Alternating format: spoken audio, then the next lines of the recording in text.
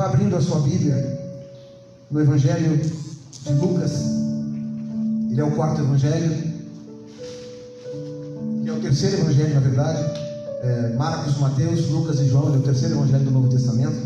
E é uma passagem bem conhecida. E eu fiquei me perguntando ao Senhor, por que o Senhor me trouxe para uma passagem que nós estamos no tema do derramar do Espírito Santo. E eu remei, esquadrinhei, orei, clamei, e foi a palavra que o Senhor colocou no meu coração. Evangelho de Lucas, capítulo 15. Nós vamos ler do versículo 1 até o 3. E depois eu vou ler do 11 em diante a parábola do filho pródigo. Amém? Quem conhece essa parábola aí? Levante a mão. Glória a Deus. É uma parábola bem conhecida. E eu tenho certeza que ela já foi. Obrigado, meu amado. Deus abençoe. Eu tenho certeza que homens santos, grandes homens de Deus já esquadrinharam nessa palavra. Mas eu creio que Deus sempre tem algo a mais para entregar para nós. Deus sempre tem do seu alforje um vinho novo. Amém? Glória a Deus. Evangelho de Lucas, capítulo 15, versículos 1, 2 e 3 dizem assim: aproximavam-se de Jesus todos os publicanos e pecadores para o ouvir, e murmuravam os fariseus e os escribas, dizendo: este recebe pecadores e come com eles. Então lhe propôs Jesus esta parábola. Versículo 11. Continuou: certo homem tinha 2 filhos. O mais moço deles disse ao pai: pai, dá-me a minha parte dos bens que me cabem. E ele lhes repartiu os haveres. Passados não muitos dias, o filho mais moço, juntando tudo o que era seu, partiu para uma terra distante e lá dissipou todos os seus bens, vivendo dissolutamente. Depois de ter consumido tudo, sobreveio àquele país uma grande fome, e ele começou a passar necessidades. Então foi ele que se agregou a um dos cidadãos daquela terra, e este o mandou para os campos a guardar os porcos. Ali desejava fartar-se das alfarrobas que os porcos comiam, mas ninguém lhe dava nada. Então, caindo em si, disse: quantos trabalhadores de meu pai têm pão com fartura, e eu aqui morro de fome. Levantar-me-ei, e irei ter com meu pai, e lhe direi: pai, pequei contra o céu e contra ti, e já não sou digno de ser chamado teu filho. Trata-me como um dos teus trabalhadores.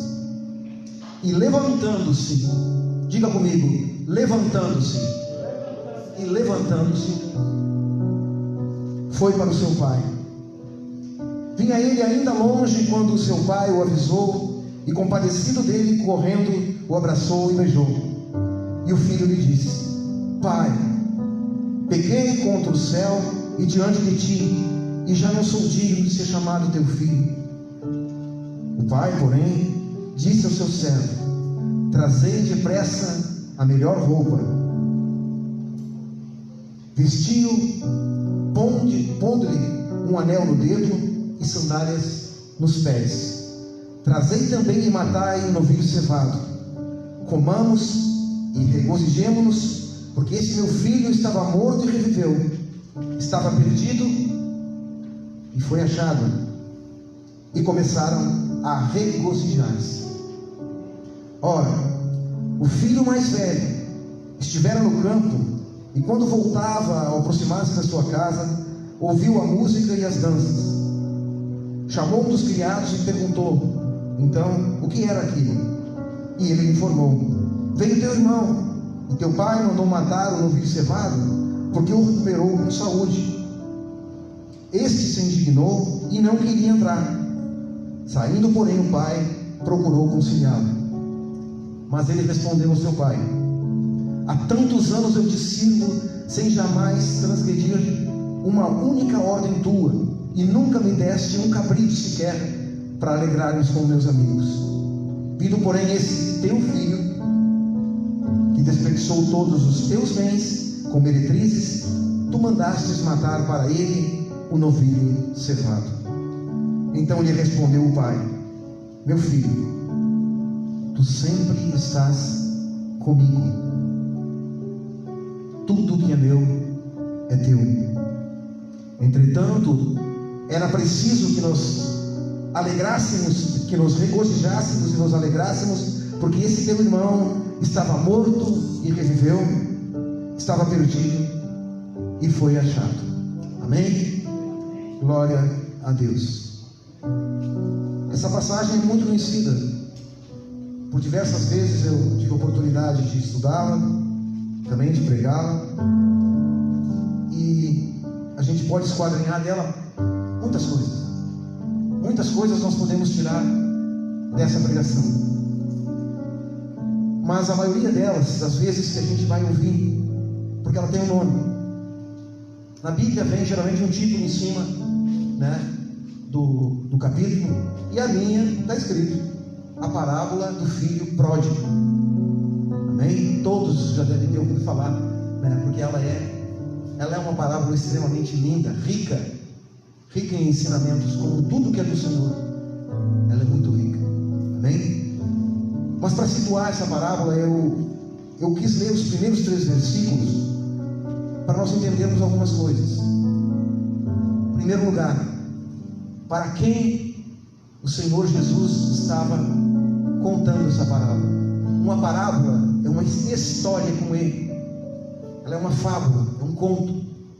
E Jesus falava por parábolas para que os sábios, os supostos entendidos, não entendessem, mas os humildes de coração compreendiam aquilo que ele queria falar.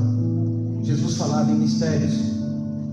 Ele era tão simples, mas tão simples, que os sábios não conseguiam compreender aquilo que ele ensinava. Então no versículo 1, 2 e 3 fala que ele estava sentado, e ele estava sentado com publicanos e pecadores. Amém?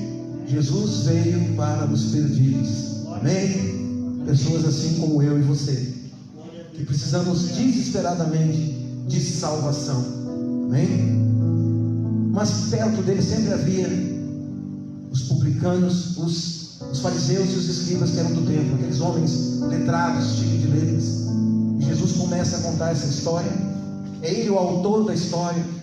E Lucas, só está no Evangelho de Lucas, o médico amado. Amém? Então Lucas guarda essa história rica. Na verdade é uma sequência de 3 parábolas que fala de alguma coisa que se perdeu e que foi encontrada. Nós temos a parábola da dracma perdida. E a dracma eram moedas, faziam parte do dote que as noivas ganhavam quando iam se casar, quando elas iam para o casamento. E os pais davam um dote à família do noivo e um dote menor à noiva, porque naquela época os judeus tinham às vezes várias mulheres, e se acontecesse alguma coisa, se ela caísse em algum erro, ela poderia ser excluída, e ela teria alguma maneira, alguma forma de voltar para casa ou de se manter por algum tempo. E elas também ganhavam um dote, e essas dracmas representam isso. Nós temos a parábola da ovelha perdida, que todo mundo conhece. Um homem deixa as 99 ovelhas para ir resgatar uma única ovelha que se perdeu.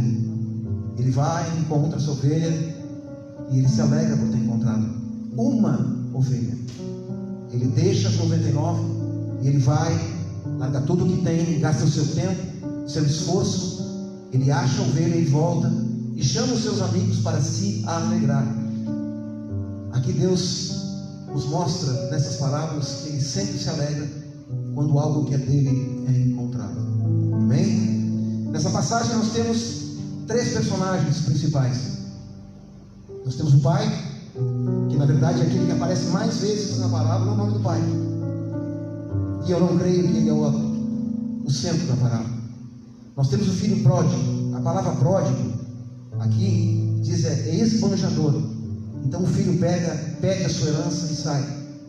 Mas eu também não creio que ele é o ator principal dessa parábola. Eu creio que tem algo a mais que Deus também quer falar conosco e que Jesus quis falar, porque Ele estava falando próximo dos fariseus e dos saduceus, aqueles homens que se achavam religiosos, porque tinham uma vida de cumprimento de mandamentos. E a primeira coisa que o filho mais velho fala quando o irmão volta para casa é: olha, eu cumpri todos os teus mandamentos, eu cumpri as tuas ordens. Chegou se justificando a Deus. Só que no dia do juízo nós somos inexcusáveis diante do Senhor. Nós temos um pai que permite. Não era comum o filho mais novo pedir herança para sair de casa, era um desrespeito. O pai estava vivo. A herança só era repartida, no costume judaico, quando o pai morria. E quem é que herdava? Quem é que tinha o direito da herdade, do domínio sobre as coisas da família? O filho mais velho. Muitas vezes nós ouvimos falar na palavra de Deus, na Bíblia, a palavra primogênito. O que acontece aqui? O filho mais novo chega: pai, cansei, não estou legal, estou em casa, não estou a fim de ficar, me dá o que é meu. Só que ele não tinha nada para levar. Primeiro, porque se o pai não quisesse dar, ele não teria dado. Segundo, o primogênito, se ele tivesse uma vida virtuosa, de obediência ao pai, de serviço dentro de casa, não fosse um filho desobediente, ele também podia vetar que o filho mais novo saísse. Só que ninguém fez. E o moleque, vamos, filho pródigo, gastador, que com a cabeça, ele pega aquilo e ele sai da casa do pai e ele vai para o mundão, ele vai para o mundo, vai para um país distante. A maioria das vezes que nós ouvimos essa pregação, nós vamos sempre tentar relacionar a saída do filho de casa com a saída de alguém da igreja. E nós entendemos como igreja, um lugar, uma cunha para cima, com uma cruz em cima, que é um lugar habitado por Deus. Nós formamos uma ideia na nossa cabeça de que igreja é um templo, é um salão com cadeiras, com altar, com um púlpito. Nós formamos essa ideia na nossa cabeça, é a primeira coisa que vem. Imaginamos um filho saindo de casa, e imaginamos a ideia é de alguém saindo da igreja. Talvez não seja. Talvez não seja bem isso. Esse filho vai, e ele vai para o mundão, e diz que ele gasta a herança dele dissolutamente. Então vamos lá, a gente está aqui para esquadrinhar a palavra do Senhor. Dissolutamente é de forma devassa. É por isso que depois na volta, o irmão mais velho disse que ele gastou com as meretrizes. Então ele foi realmente, a palavra dissoluto é a devassidão. É alguém que vai e gasta na noite, gasta com meretrizes, e ele dissipa a fortuna, a parte que ele ganhou da herança, sem merecer. E ele vai para um país distante e ele fica sem nada.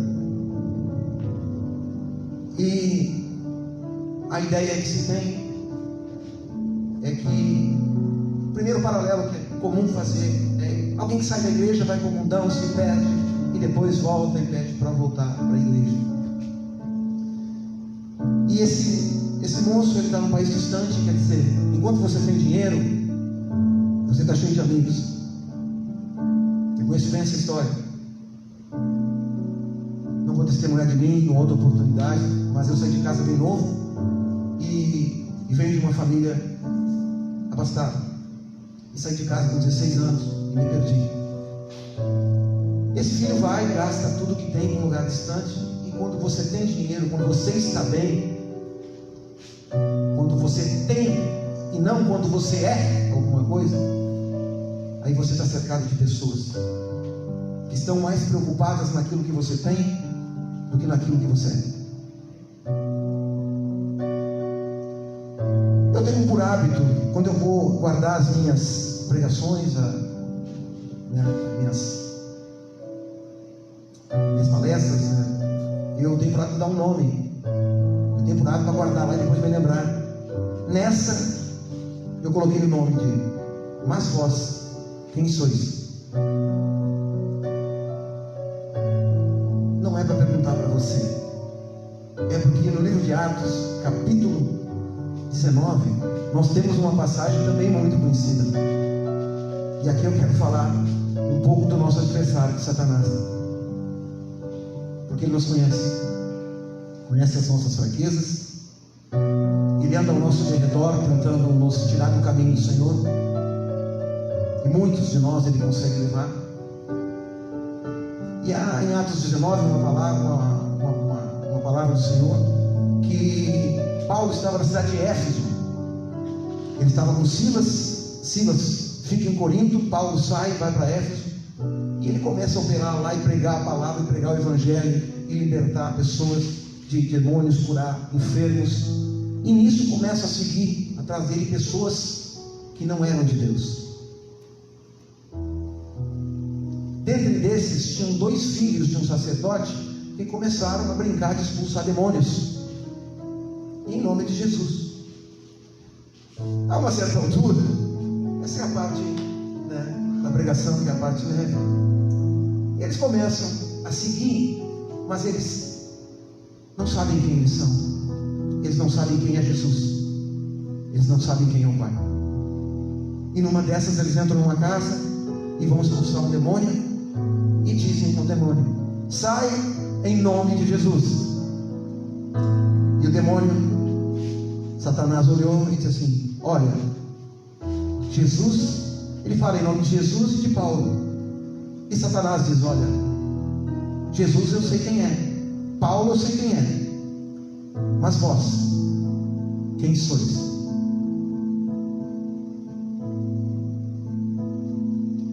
Os grandes problemas, amados, da igreja atual, os grandes problemas da igreja atual é identidade. Quem nós somos? Quem é você? Quem é Jesus para você? Quem é Deus para você? Oh Deus. Aleluia. Quem nós somos? A primeira coisa que nós somos, meu amado, a primeira coisa, começa no livro de Gênesis. E no princípio criou Deus dos céus e a terra. Amém? A primeira coisa que nós somos criaturas, feituras do Senhor, formados do pó da terra. Ele sopra sobre nós o seu Espírito e nos dá vida. É uma graça. Aí começa toda a graça do nosso Deus. Primeiro nós ganhamos a vida, depois, por Adão, nós perdemos essa vida. Essa vida na glória, de intimidade com Deus, relacionamento direto, exclusivo, íntimo com o Pai, como havia no Éden, se perde. Se perde. Mas não porque Deus errou o plano dele. Deus é perfeito, Deus é sábio, e já tinha escolhido eu e a você desde antes da fundação do mundo. Amém? Deus sabia que no dia 22 de abril você estaria sentado na igreja de Nazareno, que horas são 9 e 10 da noite, ouvindo a palavra do Filho pródigo. Deus sabia, Deus te conhece, porque você é filho. Então nós sabemos, começamos no princípio aqui, que Deus sabe quem você é. Amém? Glória a Deus. Então primeiro você é criatura. E a todos aqueles, é um termo que eu também acho que nós não temos nem o direito e nem o mérito de dizermos que nós aceitamos Jesus em nossa vida. Quem somos nós para aceitar Jesus? Você quer aceitar Jesus? Geralmente pergunto ao novo convertido, aquele que está chegando na casa de Deus: você quer aceitar Jesus? Não seria mais fácil perguntar: será que Jesus aceita você assim como você é? Assim como eu sou?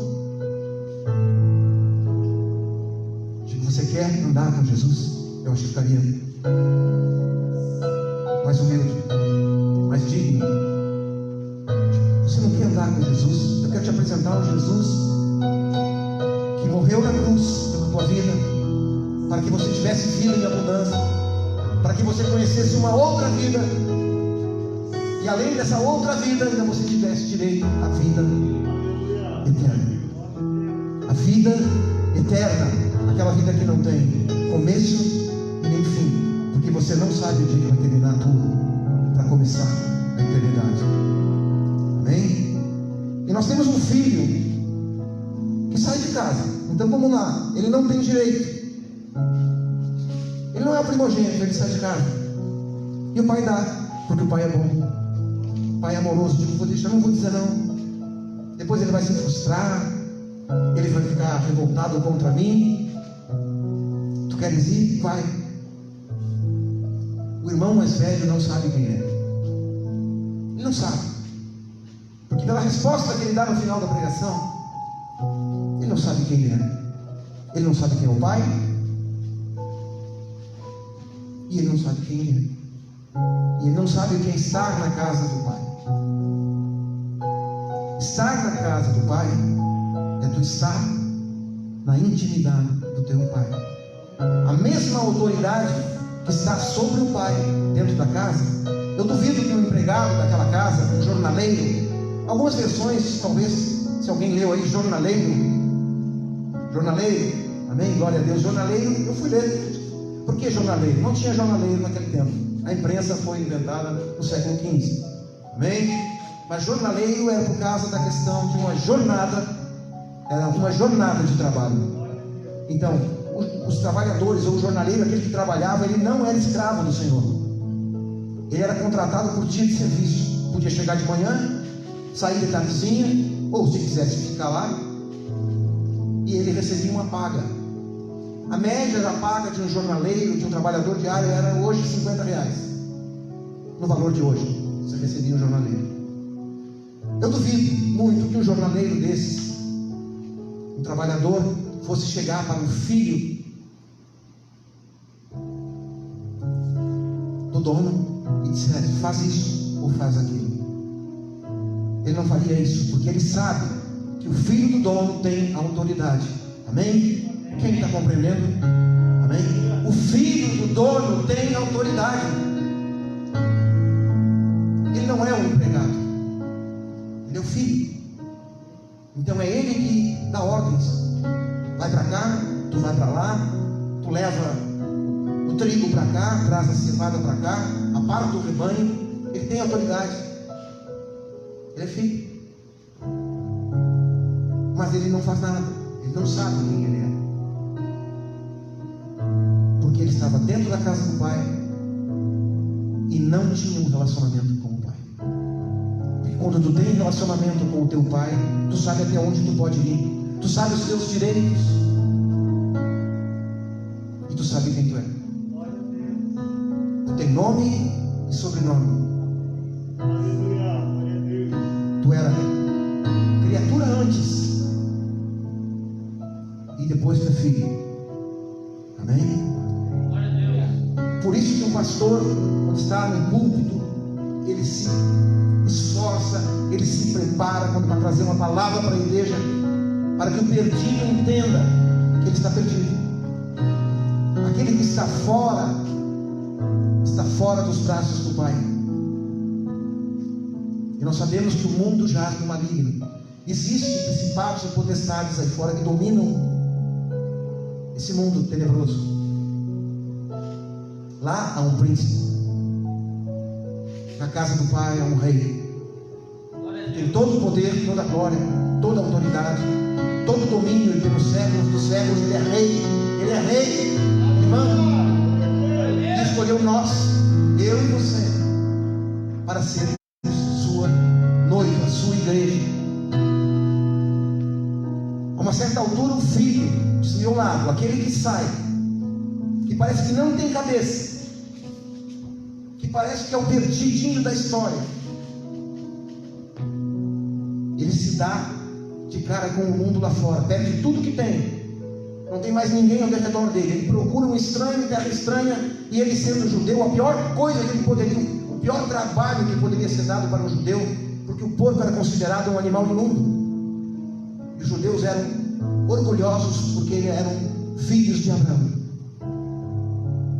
Filhos de Abraão, cheios de rituais, ritual de purificação, lavavam os objetos, lavavam as mãos, não comiam determinados alimentos, não trabalhavam no sábado, faziam isso, faziam aquilo, faziam ofertas e sacrifícios e faziam uma série de coisas, mas não conheciam o Pai. Faziam para o Pai, mas não conheciam o Pai, não tinham relacionamento com o Pai. E esse filho se dá, o único serviço que aparece para ele, ele vai até um desesperado, passando fome, ele pede para apacentar porcos, quer dizer, seria a pior coisa do mundo para um judeu, ainda mais filho de rico, porque o pai dele tinha posses, um cara acostumado na abastança, na bonança, na fartura, e ele se humilha e pede para apacentar porcos e se alimentar das alfarrobas de um estranho, a mendigar o favor de um estranho lá fora.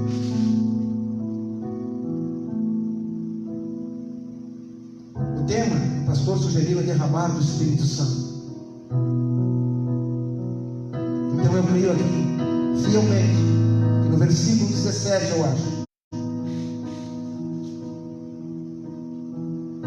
versículo 17 é tremendo.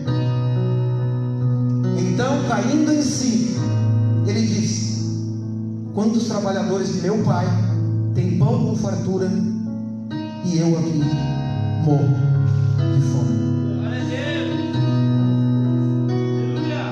Essa é uma obra do Espírito Santo. Essa é uma obra genuína do Espírito Santo, genuína de arrependimento, de alguém cai em si e diz assim: eu sei quem é o meu pai, eu sei quem é meu pai, o que eu estou fazendo aqui? Eu estou doido. Eu sei quem é meu pai, eu sei quem eu sou, eu sei de onde eu vim, e eu sei para onde eu vou. Eu acho tremendo. Eu acho tremendo. Glória a Deus. Ele ensaia a jogada. Ele ensaia, ele faz um ensaio. Porque às vezes certas coisas a gente tem medo de público, medo às vezes de pregar, de estar na frente das pessoas. Ele imaginou, tipo, vou me preparar, o que eu vou dizer para meu pai.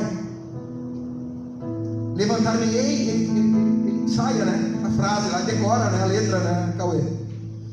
Levantar-me-ei, irei ter com meu pai e lhe direi: Pai, pequei contra o céu e diante de ti. Eu não sou digno de ser chamado teu filho, e trata-me como um dos teus trabalhadores. Aleluia. Glória a Deus. Aleluia. Glória a Deus. Esses filhos somos nós. E não importa se nós estamos dentro da casa de Deus, fora da casa de Deus, porque a palavra de Deus é clara. Amém? Romanos 3, 23. Isso é para nós quebrar o nosso orgulho. Diz assim: porque todos pecaram e estão destituídos da glória de Deus. Amém? Porque todos pecaram. Então todos somos todos. Nós estamos incluídos. Mas para alegria nossa tem versículo na frente: sendo justificados gratuitamente pela sua graça, mediante a redenção que há em Cristo Jesus. Aleluia. Mediante a graça nós somos destituídos. Glória a Deus. Toda honra.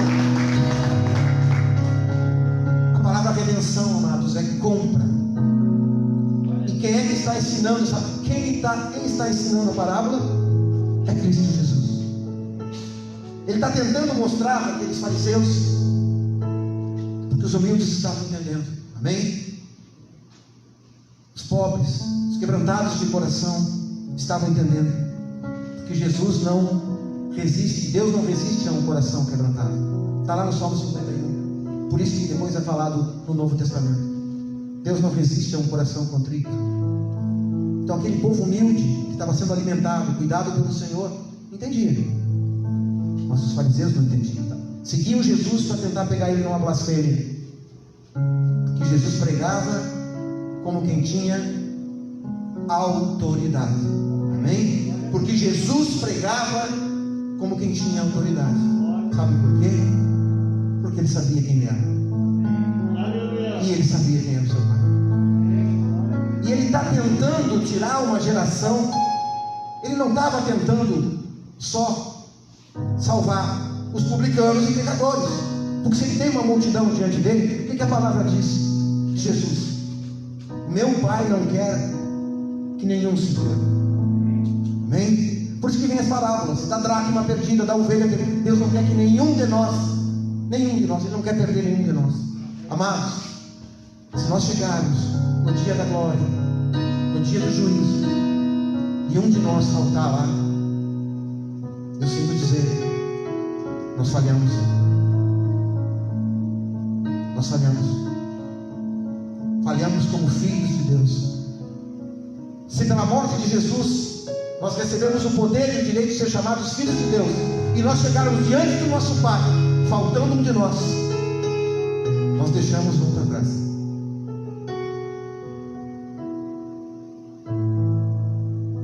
Na Segunda Guerra Mundial, lutavam as forças do eixo, Itália, Alemanha e Japão, contra os aliados. A filosofia japonesa era que eles tinham que dar a vida deles pelo imperador. E a filosofia dos aliados era: nenhum homem deixado para trás. Amém? Não deixa um amigo, um soldado, um companheiro teu para trás. Então nós, como igreja, nós temos a obrigação de levantar o caído, de receber de volta o perdido. Eu tenho certeza, amado, que nesse momento o Espírito Santo de Deus vai colocar no teu coração alguém que já caminhou com você e não está mais com você. Amém? Tenho certeza, porque ficou muita gente para trás. E o pastor das ovelhas, nosso Senhor Jesus Cristo, não quer que ninguém fique para trás. Amém? É o fundamento dessas parábolas. São 3 parábolas que têm o mesmo sentido, e ele está ensinando um povo. E está falando desse jovem, que para a época ele era o que ele era. Os fariseus se achavam os corretos. Eu cumpro a lei, eu não trabalho no sábado, eu jejum 2 vezes por semana.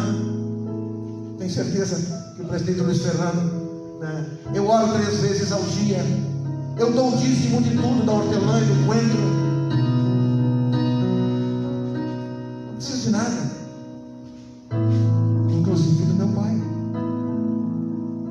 Eu sou filho de Abraão.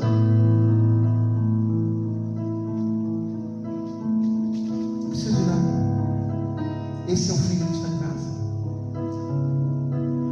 E a palavra diz que todos nós somos dependentes da graça de Deus.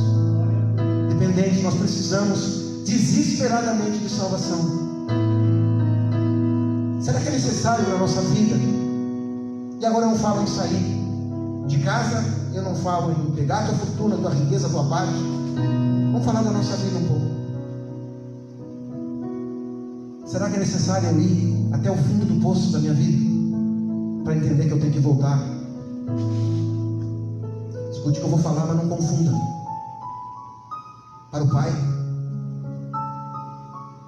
Porque não adianta você voltar para a igreja e não voltar para o Pai. Você vai para o Pai, você volta para o Pai. Primeiro você reata o teu relacionamento com Deus. Ou você ata Ele a primeira vez e vai desesperadamente, como eu fui para a água do batismo. Senhor, eu preciso, eu vou morrer. Outra oportunidade, com permissão do pastor Alexandre, eu vou dar o testemunho da minha vida. E aí precisa 1 hora e 1 hora e meia para ver o que o diabo fez na minha vida. Tudo que eu fiz, tudo que eu aprontei, tudo que eu passei, aonde eu fui parar, e da onde o Senhor Jesus, por infinita misericórdia, me resgatou. A maioria dos meus amigos está morto. A grande maioria dos meus amigos da minha época estão todos mortos. E Jesus, com sua infinita misericórdia, e eu não até hoje, não sei porquê. Eu só sei que eu tenho uma dívida, e ela não pode ser paga. Não tem como eu pagar, ela é impagável, amém?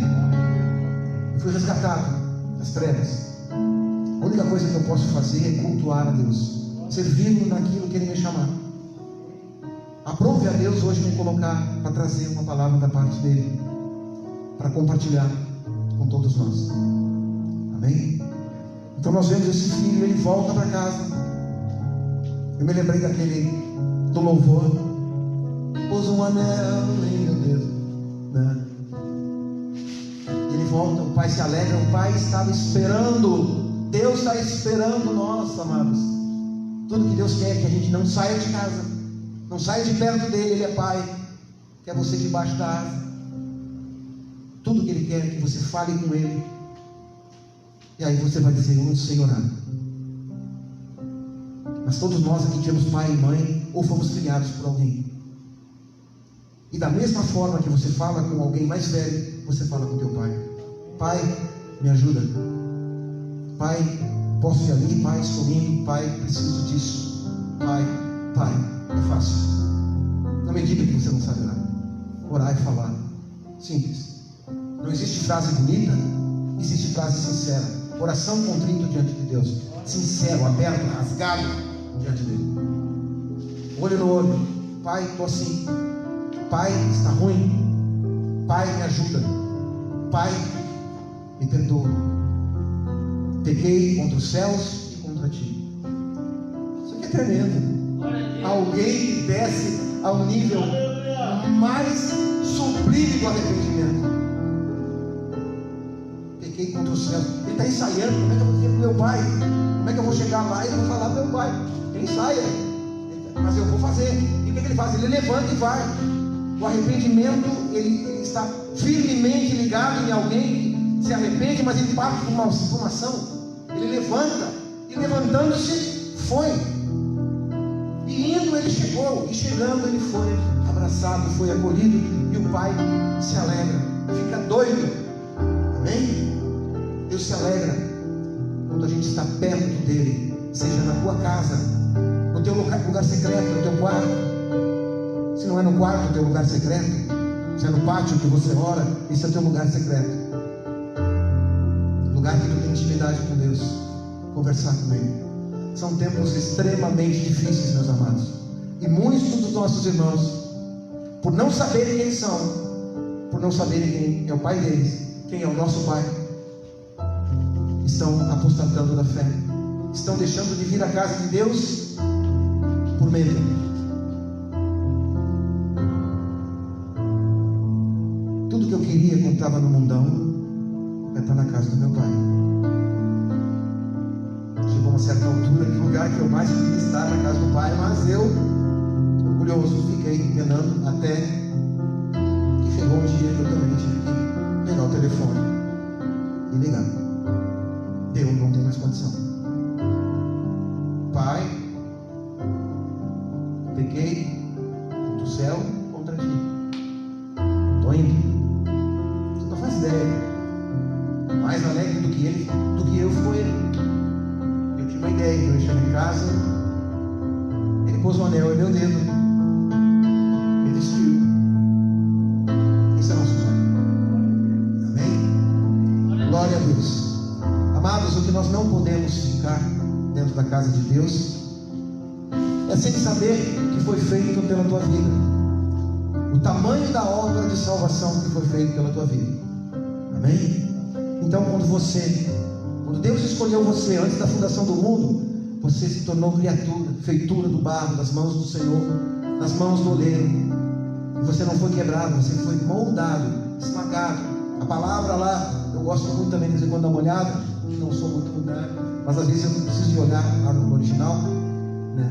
Não é um vaso quebrado, é um vaso que foi esmagado, foi moldado, ali molhado, não ficou bom, e Deus veio. Esse é meu filho. Está ali meu filho, de volta. Amém? O mais triste dessa história é o filho que está em casa, debaixo do cuidado do pai, perto do pai, fisicamente, mas distante de coração. Ele reclama com o pai dele. Ele reclama. Ele está dentro de casa, ele está dentro no contato com o pai, e ele diz: pai, tu nunca me deste sequer um cabrito. Olha bem, o filho que aprontou, que vendeu tudo, fez um monte de besteira, botou toda a fortuna dele fora, toda a herança, volta para casa sem nada, não tem como pagar a dívida, não tem como restituir, mas ele volta e conversa com o pai. Pai, pequei contra o céu e contra ti, não sou digno de ser chamado teu filho, me trata como um dos teus trabalhadores. Eu quero voltar, não importa a posição, eu quero estar aqui. Aqui é o meu lugar, eu quero estar aqui.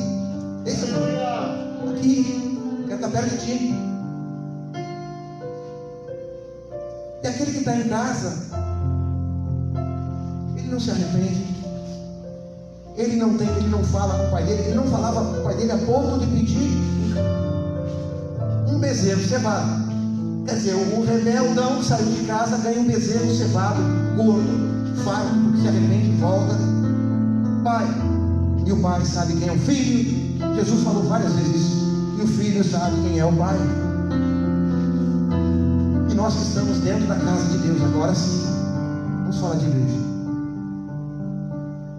Nós estamos dentro da casa de Deus. Quem nós somos? Aí eu guardei para que o Espírito Santo de Deus nos traga de volta a nossa identidade. Nós temos um DNA celestial, amém? Nós somos extraterrestres, amados, amém? Nós viemos do céu, amém? Eu não sou desse mundo e eu quero voltar para casa do meu pai. O dia do Senhor achar contados os meus dias, eu quero voltar para os braços dele, porque depois de que você prova os manjares de Deus, o sobrenatural de Deus, você vê os milagres de Deus na vida das pessoas, as curas, as restaurações, vidas estavam mortas espiritualmente, mortas emocionalmente, voltarem, ressuscitarem das profundezas, das amarguras do ser humano. E de repente passa um tempo e você vê a pessoa andando alegre, viva, bem vestida, com um anel no dedo. O anel significa dignidade. Quando o pai manda colocar um anel no dedo do filho, ele diz assim: esse é meu filho. Lasca um anel no dedo dele aí, como selo do brasão da família, porque ele pode dar a chancela. Ele é meu filho. Está devolvida a autoridade e a dignidade do filho. E o outro, vivendo dentro da casa do pai, não sabia quem era. Tinha tudo à disposição. Era só ele mandar um empregado. Ele não precisava pedir para o pai. Ele era o primogênito. Fulano, Ibrahim, derruba lá o bezerro cevado e vamos nos alegrar. Eu quero me alegrar, meus amigos. Mas ele não sabia quem ele era.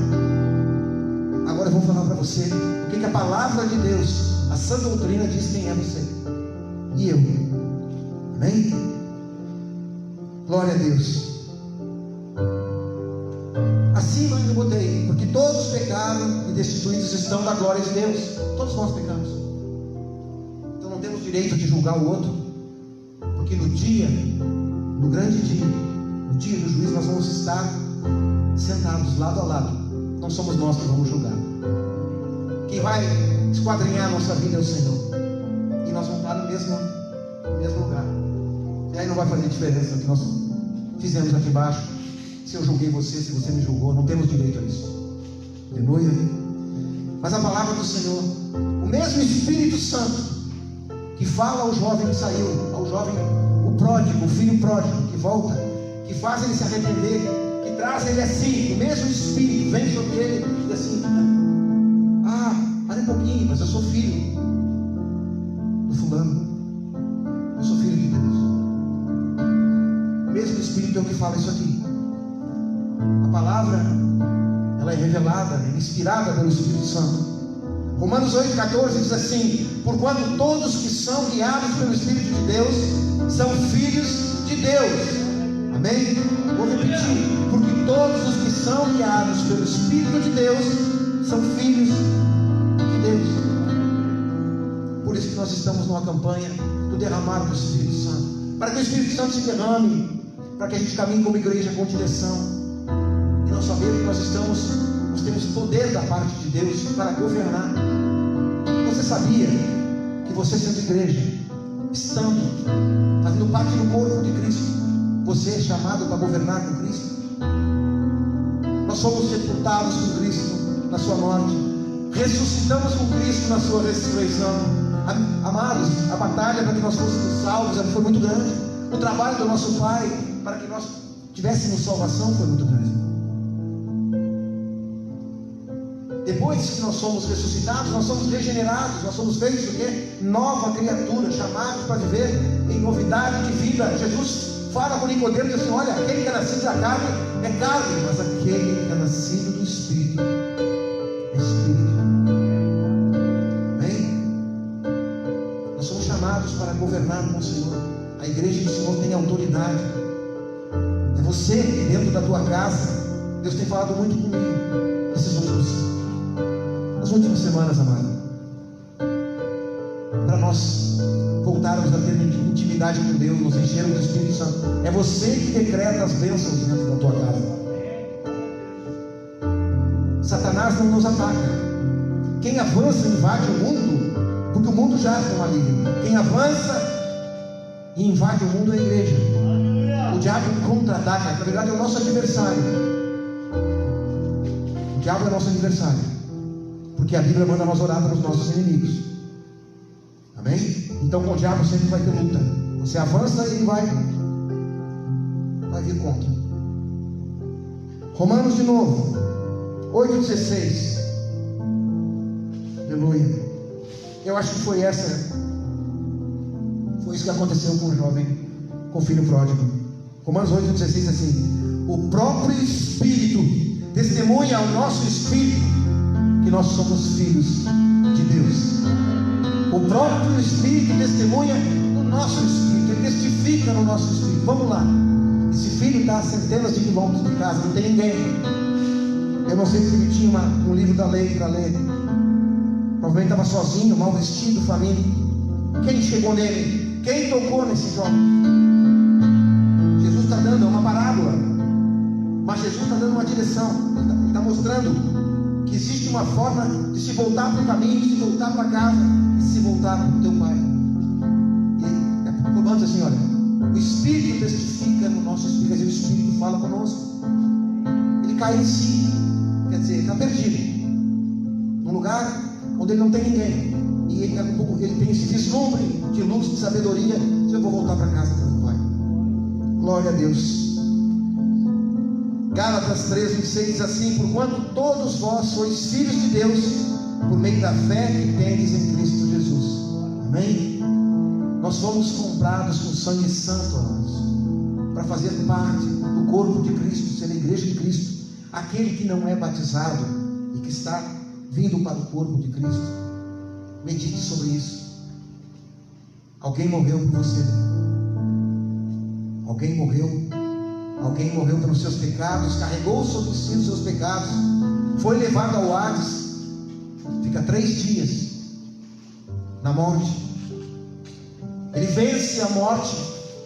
Glória a Deus. Ele vence a morte. Outros foram.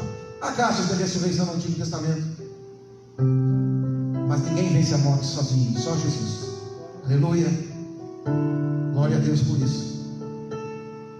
Para que nós fôssemos chamados filhos e co-herdeiros com Cristo, como igreja, para reinar com Ele, não só no mundo vindouro, mas nesse mundo. Nós somos chamados para fazer parte da igreja, amados. A igreja do Senhor, que Ele comprou com o seu próprio sangue. Eu quero que você entenda que, como filho comprado pelo sangue de Cristo, é isso que o Espírito quer fazer nessa noite. Que você entenda quem você é. Você foi comprado, você pertence a Deus. Nós temos nome e sobrenome escrito no mundo, nas regiões celestiais. O meu talvez seja o Ciro de Jesus, o Ciro de Deus, porque eu fui adotado, fui comprado para reinar com o Senhor. Isso é muito, muito, muito forte, amados. É você que tem que decretar na tua casa. É você que tem que orar, se impor dentro da tua casa, como filho de Deus, filho do Rei, filho do dono de tudo, o dono do universo. você está em Cristo Jesus, se você ama o teu Senhor, se você fala com o teu Senhor, se você obedece ao teu Senhor, se você não faz isso, imediatamente comece a fazer isso, para que sobre a tua vida seja derramada a autoridade do alto. Autoridade do alto. Porque se nós como igreja não governarmos com Cristo, nós que somos o seu corpo, seus embaixadores nesse mundo tenebroso, quem vai governar? Quem irá? Somos nós. Somos nós que dizemos dentro de casa: sai, Satanás, essa casa é do Senhor. Eu abençoo essa casa em nome de Jesus Cristo. E você que está em casa, que está entendendo aquilo que eu estou falando, você pode fazer isso na autoridade do nome de Jesus e decretar as bênçãos do Senhor dentro da tua casa. Você pode decretar sobre a tua casa a vitória naquilo que está dentro da palavra. Você pode decretar a cura. Você pode proclamar a cura, proclamar decretos, porque você tem autoridade, porque você é filho de Deus. E nós temos vivido, às vezes, nem como o filho pródigo, e às vezes nem como o filho primogênito. Talvez muitos dos nossos dias tenham sido como jornaleiros, como os trabalhadores. E pode ser ainda pior. Muitos dias nós podemos estar vivendo dentro da casa do Pai como escravos. Porque tudo aquilo que você faz quando é ordenado, e só você faz debaixo de ordem, isso é escravidão. Aquilo que você faz de coração, por vontade própria ou por paga, é trabalho, e pode ser oferta de trabalho.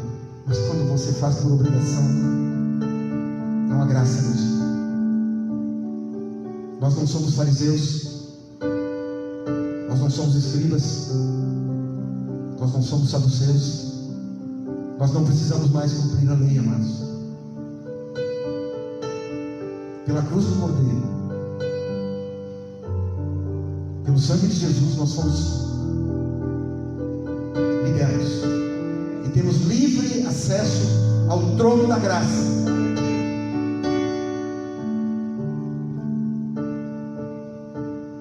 Glória a Deus.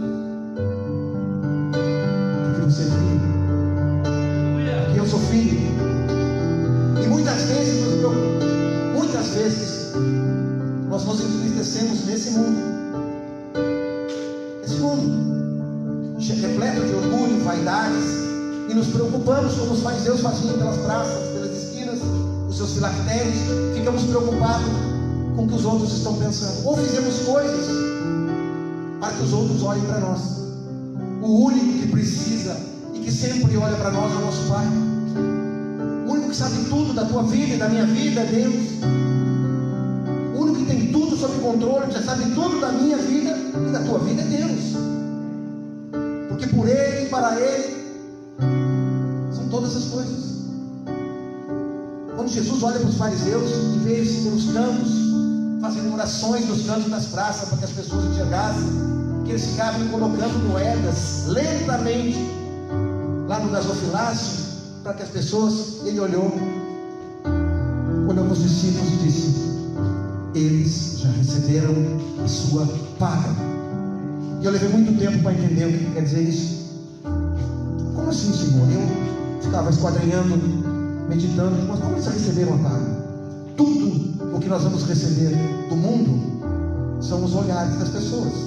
Alguns de inveja, alguns de admiração. Ó, fulano, legal, o cara forte. Tá, esse cara é mentiroso. Vai ter tudo que é tipo de olhar. Mas é só isso que nós vamos receber. Mas tudo aquilo que nós fizemos para o Senhor vai rebater na eternidade. Amém? Tudo aquilo que nós fizemos para Deus, alguém entendeu? Tudo que nós fizemos e servimos, fizemos para o Senhor, para Ele, somente para Ele, isso vai repercutir na eternidade. Amém? Amados, nós somos filhos de Deus. Eu quero ir para o final da pregação, e eu vou provar para você na Bíblia em 2 versículos, que o diabo se preocupa muito em fazer você esquecer quem você é. Amém? Jesus sai das águas do Jordão, sai do batismo do Jordão, e no batismo do Jordão nós temos quem está ali? João Batista, o maior de todos os profetas segundo Jesus. Está o Filho de Deus, mas Jesus está ali. Deus está ali porque tem uma voz que vem do céu e diz: esse é o meu Filho amado. Amém? Quem já viu? Em quem me comprazo. Esse é meu Filho amado. Oh, glória a Deus. Essa é a grande frase. Bem-vindo, bendito do meu Pai, para o reino que foi comprado desde antes do princípio de tudo. Essa é a frase que eu quero ouvir. Amém? Então ali Jesus sai da água do batismo, onde ele recebe essa, vem sobre ele a pomba, o Espírito Santo. Ele recebe ali a unção do Espírito Santo para começar o seu ministério. Aos 30 anos, como todo rabino judeu, ele cumpriu a lei. E ele recebe uma palavra de Deus: esse é meu Filho amado em quem me comprazo. Podia ser um vozeirão do Senhor. Amém? Mas ele sai dali e o que acontece? O Espírito Santo leva ele para o deserto. E quem é que vai para o deserto atrás dele? Vocês vão ver esse diabo, Satanás é astuto. Vocês vão ver que Satanás quer roubar a identidade. Ele não temeu nem a Jesus Cristo. Então olha aqui. E então Jesus, Mateus 4:1, não precisa abrir. Então foi conduzido Jesus pelo Espírito ao deserto para ser tentado pelo diabo. E tendo jejuado 40 dias e 40 noites, depois ele teve fome. E todos nós vamos pensar que o diabo tentou fazer, transformar as pedras em pão. Não, meus filhos. Meus amados, não foi isso que o diabo fez lá. Se tu és o Filho de Deus, se tu és o Filho de Deus, essa é a tentação do deserto. Glória a Deus. Não é Jesus para transformar a pedra em pão, não era nada. Mas a tentação é: se tu és o Filho de Deus, botando Jesus em xeque quem ele era. Ele tinha acabado de vir do Jordão, do batismo, escutando a voz do Pai, dizendo: esse é meu Filho amado em quem me comprazo. E o diabo vai, ouvindo dele assim: se tu és o Filho de Deus, tu faz. Se tu és o Filho de Deus, lança daqui para baixo. E Jesus vai na palavra e diz assim: olha, não tentarás o Senhor teu Deus, porque está escrito. Então a gente não brinca com o diabo. Ele não quer que você saiba quem você é. Você é filho de Deus, precioso do Senhor, preciosa do Senhor, amados do Senhor. Vocês não são qualquer coisa. Vocês foram comprados pelo preço mais alto já pago no universo. Nem ouro, nem prata, nem diamante nenhum vai pagar o preço que foi pago pelas vossas vidas, amados. E Jesus termina o ministério dele como? Qual é a última tentação de Cristo? Tem um filme, um cineasta italiano, que diz a última tentação de Cristo. Franco Zeffirelli. Talvez alguém tenha assistido. Não recomendo. E os que iam, Mateus 27:39. E os que iam passando blasfemavam. A primeira foi no deserto, o começo do ministério. Agora Jesus está na cruz, morrendo por mim e por você. E os que iam passando, agora não tinha mais pão, não tinha mais milagre. Aqueles, o filho pródigo, acabou o dinheiro, agora acabou o dinheiro do filho pródigo. Jesus está na cruz. Muitos fugiram de perto dele, inclusive alguns dos discípulos. Está pendurado no madeiro, sofrendo, trespassado, perfurado, cheio de pisaduras, machucados. E aí, muitos dos que andaram atrás dele, atrás do pão, da cura, do milagre, estavam lá. Os que iam passando blasfemavam nele, maniando a cabeça e dizendo: tu que destróis o santuário em 3 dias e reedificas, e em 3 dias o reedificas, salva-te a ti mesmo. Se tu és o Filho de Deus, desce da cruz. Medite nisso.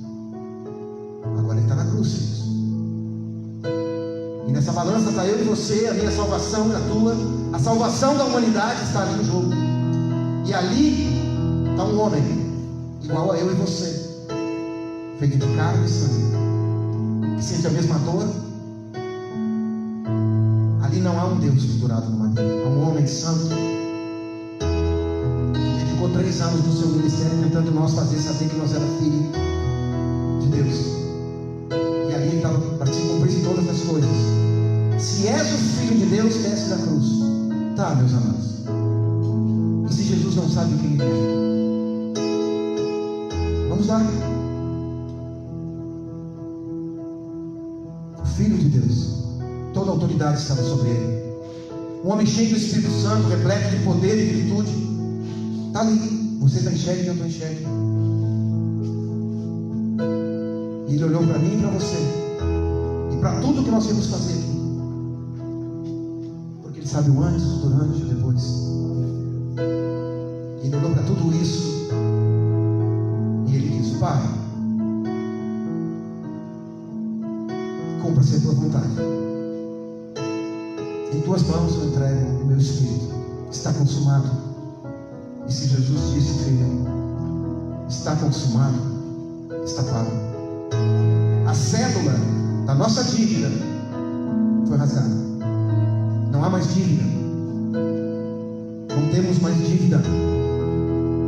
Não temos mais dívida, amados. Aleluia!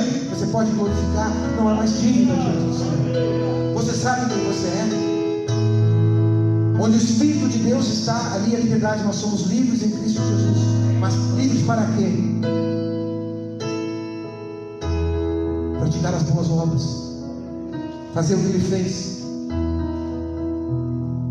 Amar como Ele amou.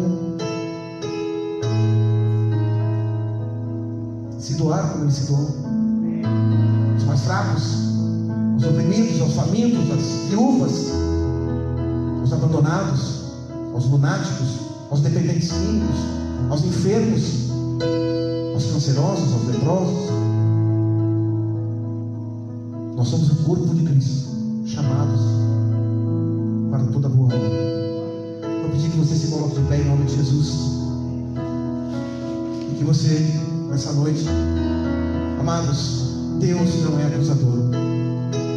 Quando Deus nos chama à meditação, é porque Ele nos ama. Deus não te acusa de nada.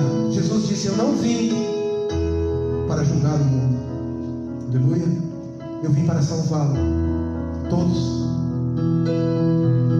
Os bons, os maus, os altos, os magros, os gremistas, os colorados, brancos, pretos, toda língua, tribo e nação. Vem um amor incondicional. E eu quero encerrar essa palavra simplesmente clamando a Deus que você entenda quem você é. Você é precioso para o Senhor. Você é filho de Deus. Você foi chamado para se deleitar nos manjares espirituais, para que você venha na casa do Pai e aqui você receba toda sorte de bênçãos, o derramar do Espírito, o batismo no Espírito Santo. Mas você tem que querer. Você tem que estar disposto a querer esse Jesus, Filho de Deus, assim como você. Nós precisamos amá-lo, desejá-lo, anelá-lo, querer a presença dele na nossa vida, porque através da presença do caráter de Cristo em nós, as virtudes de Cristo, não todas, mas algumas delas já nos fariam fazer grandes coisas. Aquele que crê em mim fará as obras que eu faço, e elas fará ainda maiores. Aquele que crê em mim fará as obras que eu faço e fará ainda maiores. Amém? Oh, meus amados, é tanta glória, é tanto amor derramado. Oh, Senhor. Eu fiz uma colinha de um estudo que nós fizemos no Nazacrest, que tem sido uma bênção na terça-feira. Deus está levantando esse lugar. Deus está levantando ministérios, está levantando os seus profetas, está levantando adoradores em espírito e em verdade. Deus está levantando homens com palavra de sabedoria, palavra de conhecimento, pessoas dispostas a serem usadas na cura de outros, pessoas que possam levar conforto aos doentes, É isso que Deus quer fazer nas nossas vidas como filhos, que nós possamos cumprir o ID, vestir as sandálias do Evangelho da Paz, capacete da salvação e irmos. Curva sua cabeça. Filipenses 2 diz assim, versículo 3.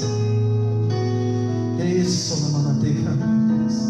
Pai, oh Deus, a minha oração para que a tua palavra, Senhor, possa ter cumprido ao menos uma parte do propósito, Deus, pelo qual ela foi liberada, Senhor, para nós essa noite, em nome de Jesus.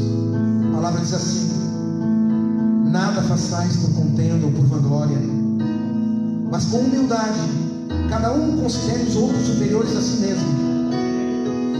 Não olhe cada um somente para o que é seu, mas cada qual também para o que é dos outros. Tende em vós aquele sentimento que houve também em Cristo Jesus, o qual, subsistindo em forma de Deus, não considerou ser igual a Deus, coisa a que se devia aferrar, mas ele esvaziou-se de si mesmo, e tomando forma de servo, tornando-se semelhante aos homens, e achando na forma de homem, humilhou-se a si mesmo, e tornando-se obediente até a morte, e morte de cruz. Meu Pai, Senhor,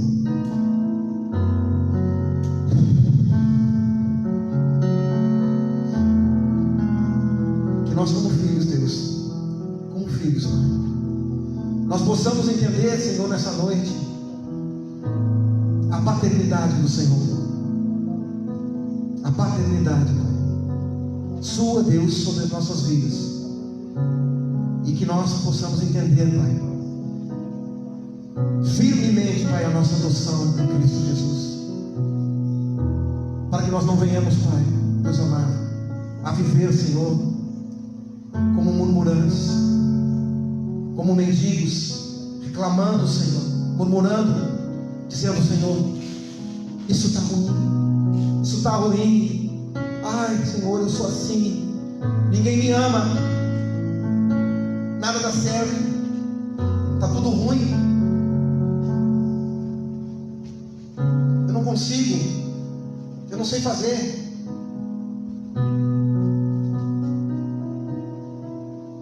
Nós queremos saber, Pai, nessa noite, quem nós somos. Quem nós somos, Deus. Nós somos teus filhos, chamados para toda boa obra, Senhor, e para dominar, Senhor, as regiões celestiais, os domínios desse mundo e do mundo vindouro, Deus.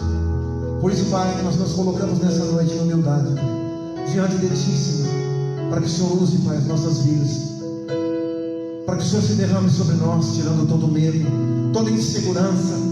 Pai, derrama, Pai, sobre nós, sobre a Tua igreja, a capacitação. Levanta, Pai, a nossa autoestima, Pai. Levanta, Pai, nós somos Teus filhos. Coloca, Pai, nessa noite, Deus, um anel em nossos dedos, Pai, para que nós possamos ser selados e selar, Senhor, selar decretos, Senhor, com esse anel, proclamando no mundo espiritual, Senhor, domínios,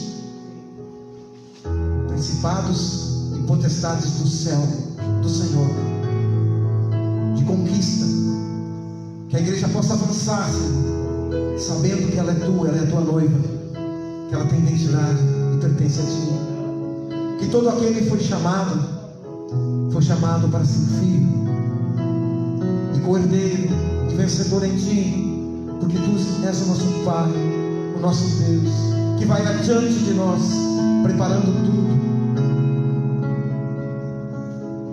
A palavra do Senhor diz: eis que vou adiante de vós, e já tenho preparado moradas. Aleluia. Oh, quão grande és Tu, Senhor, quão grande és Tu, Senhor, quão grande és Tu, maravilhoso, Senhor, és Tu. Tu nos criou, Pai, e pelo Teu Espírito Santo nos formou para nós dominarmos, para nós governarmos, Pai, Ajuda-nos, Pai. Ajuda-nos nesse tempo, Deus, em nome de Jesus, ajuda-nos. Socorre-nos, Pai, nos nossos medos, na nossa insegurança, nas nossas dúvidas. Abençoa-nos, Deus, em nome de Jesus. Pai, nós te damos honra, glória e graça por tudo que o Senhor tem feito. E sabemos, Pai, que grandes coisas o Senhor quer fazer, Senhor, através dos teus herdeiros, para a tua fazenda, para a tua seara, para a tua semeadura, Deus. Eu clamo, Pai, a tua bênção, Senhor, sobre a vida dos meus pastores, todos aqueles que estão em hierarquia, Senhor, acima de mim. Derrama, Pai, sobre a vida, Senhor, do reverendo Homero, sobre a vida, Pai, do pastor Alexandre, da pastora Cris, sobre a vida do pastor João, sua esposa, sobre a vida, Pai, do presbítero Luiz Fernando, irmã Marlene, todos aqueles, sobre a vida dos Isaías, do Magno, toda a liderança, todo o ministério de louvor. Derrama todo o obreiro aqui, todo aquele que tem gasto um pouco do seu esforço e do seu tempo nesse lugar, tentando fazer a tua obra. Derrama bênção, fortaleza, capacita, ajuda, em nome de Jesus. Socorre-nos nesse tempo, em nome de Jesus.